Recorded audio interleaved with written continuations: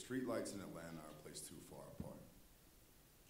Dismal road flares of a time when young kings and queens ruled these streets with more southern swag than young Jeezy or Ludacris could dream of. This is the place we called home. A yellow brick road littered with bullet casings and irony. We used to play ball at the corner of Princeton and Columbia Ave. An ivy reminder of the battles we embrace every morning and the dreams we may never have the chance to achieve. The things we valued then seem a lifetime away from the treasure chest under our bed that we value now are Jordans, fastened to our souls like apocalyptic sandals rooted in orange halos and weather-ribbed moons that would eclipse the sun if we had room enough to ride. We left the park like any other Friday. Exhausted, but still room enough to shit talk about who got dunked on that day. 6 p.m. in College Park is like a curtain call to your favorite Greek tragedy. You don't have to go home, but you have to get the hell out of the shade. My mother used to tell me, nothing good happens when the sun goes down. The 5 of us walked down Jackson Ave like we were bulletproof. Spartan warriors with the world in one hand and a Gatorade in the other, not a care or worry, more focused on the fatigue in our backs than the street that lay before us. There was something different about July 6, 1999. The wind blew in the wrong direction, and the sun seemed to be falling faster than usual. Everyone left, and it was just the 2 of us.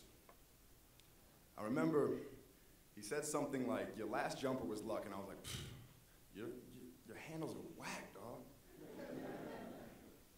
And before I could turn my head, the bullying end of a Glock 9mm was pressed perfectly against his sternum. A shaky 18-year-old stood an arm's length away, balancing everything we knew in this world on the sweaty ends of his fingertips, sporting a teeth-cracking grin, wearing that red bandana like a blood-spoke crown. We both rose, 12 years old and not our first gunfight, but this one seemed a little different. Too much insecurity on his end and too much anger on ours. A pair of Jordan 6s and $10 seemed like a fair trade for another breath, maybe. But walking home empty-handed and bare feet is a suffocating feel all of its own. His pride was heavy.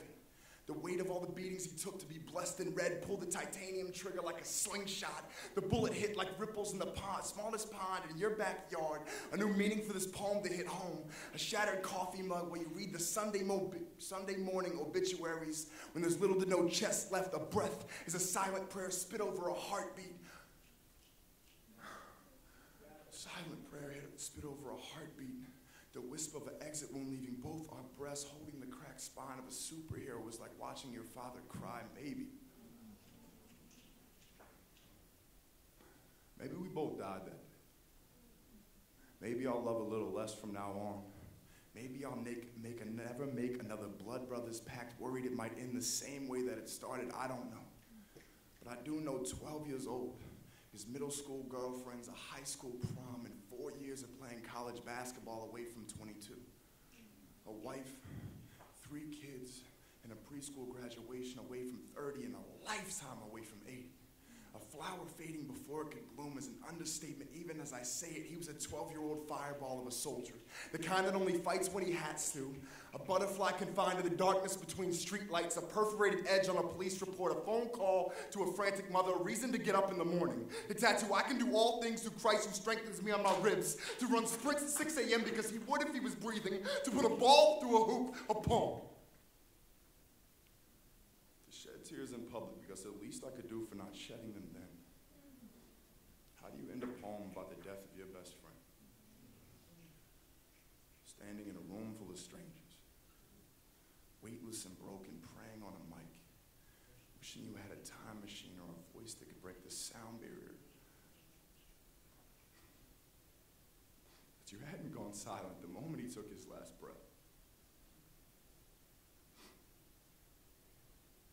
I'm no longer silent. I'm sorry it took 10 years.